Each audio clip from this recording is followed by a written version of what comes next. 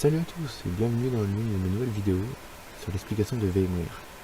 Vous avez pu remarquer, 3/4 de mes vidéos se basaient sur Hyper-V et tout l'univers Microsoft. Là on va tourner un peu sur un univers VMware qui est totalement à part.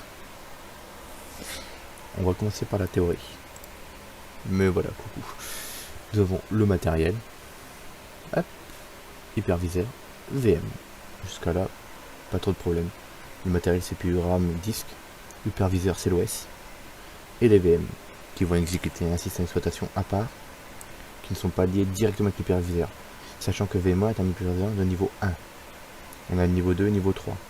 VMware c'est vraiment le plus bas, donc en théorie le meilleur, bien sûr. Toujours de la théorie.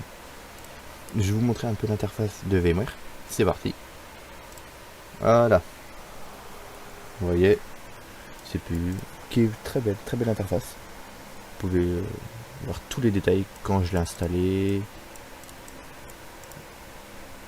Vous voyez, il est 9h24. Alors qu'il est 9h30 ici, mais bon, c'est pas grave. Vous avez vraiment la totale. Donc là, on a le stockage. Vous voyez, NS et le type de stockage que VMware utilise. C'est ici que je configure tout le reste. Bon, ça on verra ça plus tard. Et les disques. Dégradé parce que c'est un disque dur Microsoft. C'est pour ça. Là vous voyez fabricant, modèle, nombre de CPU que j'ai, la RAM, les IP configurés et les réseaux. Ici dans les réseaux, donc on a les réseaux que j'ai avec le vCenter. On va y venir au vCenter, ne vous inquiétez pas.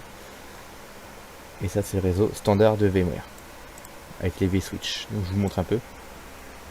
On peut taguer un port, marque test, exemple ici test, type de VLAN 10 et le switch. Et là vous pouvez ajouter des sécurités, etc. Comment créer un vSwitch?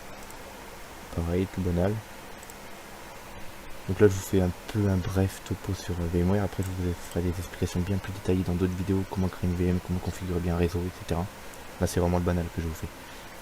Donc sinon, en revenant à nos moutons, voilà. Le vCenter, qu'est-ce que ça peut bien être? Bah, c'est tout bête.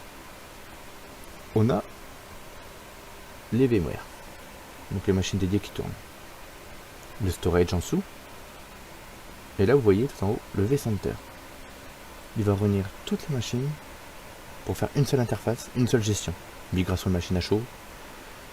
Vous créez une machine, il va lui-même régler, savoir sur quel hot il doit le mettre selon la puissance qu'il a. Ce qui est pas trop mal. Donc je vais vous montrer à quoi ressemble vCenter vite fait, je me connecte dessus. Je vais vous montrer la version HTML5 qui est quand même plus belle.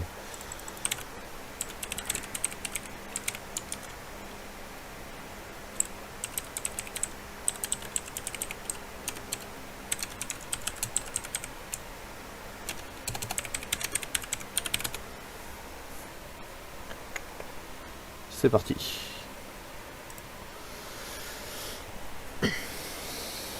vCenter. Et voici mon cluster. Vous voyez que j'ai 51 GHz, 87 Go de RAM et 2,82 Teraoctets. Là il me dit que mes machines sont bien équilibrées.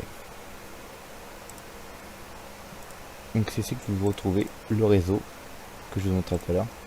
Des switches, ça appartient obligatoirement à vCenter. Et lui, il va le mettre sur tous les autres hôtes. Donc, mon vCenter est une machine virtuelle qui est exécutée sur le VMware 1. Oui. Et là, mon vCenter. Parce que vous pouvez le mettre aussi en tant que machine virtuelle, ça ne gêne pas en soi. Personnellement, je conseille d'avoir une machine à part avec vCenter. Et comme dans ma petite infrastructure, j'en ai totalement assez. Jusqu'à là, il n'y a pas de problème.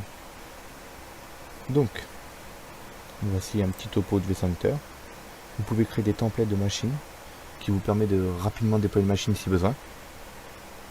Donc voilà, je vous ai fait un petit topo de vCenter et de VMware vSexy, qui est pas trop mal aussi, mais je préfère utiliser vCenter avec, qui vous permet d'avoir tout en un et une meilleure gestion pour la migration, etc.